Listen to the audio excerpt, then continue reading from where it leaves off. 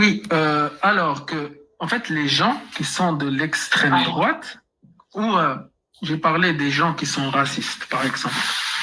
En fait, c'est des gens qui ont, qui sont ignorants et en même temps qui ont peur.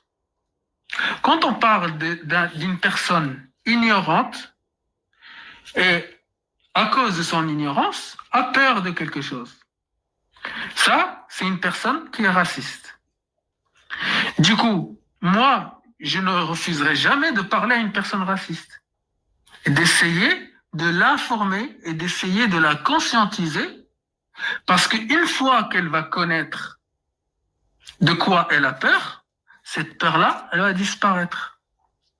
Et justement, grâce à ces lives-là, les gens de l'extrême droite se rendent bien compte que les musulmans ne connaissent même pas leur texte. Les musulmans n'appliquent même pas leur texte. Du coup, pour se servir de ce qu'on dit, c'est très difficile. Parce que la majorité des musulmans qui montent avec nous sont très ignorants. Tu lui parles d'un verset du Coran qu'elle ne connaît même pas. Et ça, à chaque débat, j'ai que ça. C'est rare que je tombe avec quelqu'un qui assume tous les textes. Et en même temps, il est victime de son endoctrinement. Parce que lui, il a la peur de l'enfer. Eux, ils ont peur de la personne. Mais ils n'arrivent pas à comprendre cette peur-là. C'est pour ça que c'est beaucoup plus pertinent de comprendre les choses, de comprendre de quoi on a peur et pourquoi on a peur, pour qu'on puisse ne plus ou diminuer cette peur-là en comprenant de quoi il s'agit. Et ça, c'est toutes les civilisations ont ça. Par exemple, au Maghreb, ils sont racistes contre les Noirs. Pourquoi? Parce qu'ils voient qu'il y a beaucoup de Noirs qui viennent, qui sont peut-être de milieux défavorisés, qui sont peut-être qui font partie de l'immigration illégale, etc. Et que vu qu'il y a la pauvreté, bah, ils peuvent voler, ils peuvent pour manger, etc. Ça, on ne le comprend pas, que tout être humain cherche une meilleure vie. Mais vu qu'ils voient que ce qui se passe chez eux, au Maghreb, où ils prennent des faits divers pour illustrer quelqu'un qui a peut-être tabassé quelqu'un d'autre ou quelqu'un qui a volé quelque chose.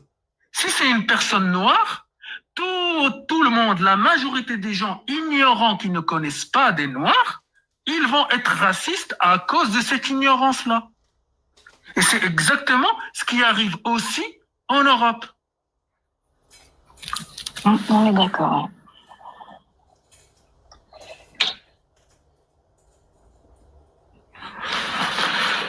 Ah, restriction me fait chier. Je vais relancer après si c'est pas... Si la contestation ne passe pas. Alors... Sinon, ça fait combien de temps que tu as apostasié? Ouais, je savais même pas que ça avait un nom. Hein. Je pensais que j'étais seule pendant un moment. Et après, j'ai de la chance. Mon père, il a jamais été musulman.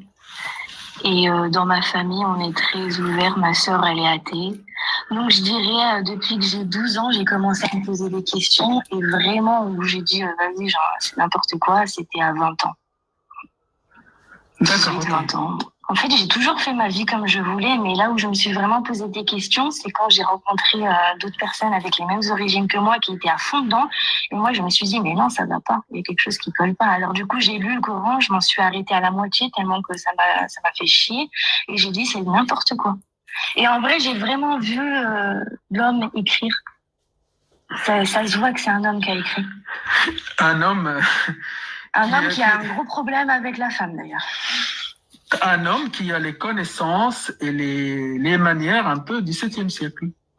C'est comme ça qu'ils ont Ouais, et vu que j'ai rencontré une femme qui était chrétienne, qui était prof de caté, je me suis rendu compte qu'il y avait beaucoup de ressemblances. Donc c'était facile de faire copier-coller. Et d'ailleurs, j'ai regardé des documentaires, je me suis instruite, et ça vient à peu près du même. Enfin, pareil, quoi. Les trois religions viennent du même coin. Ouais, exactement. Après, les trois religions aussi sont. L'islam a copié un petit peu du christianisme, un petit peu du judaïsme, un petit peu du zoroastrisme. Et justement, ça, c'est une preuve de la non-existence d'Allah. Parce que ces religions-là étaient vraiment qu'en péninsule arabique. Donc, en fait, ils ne savaient pas quelque chose qui s'appelait l'Asie. Ils ne connaissaient pas.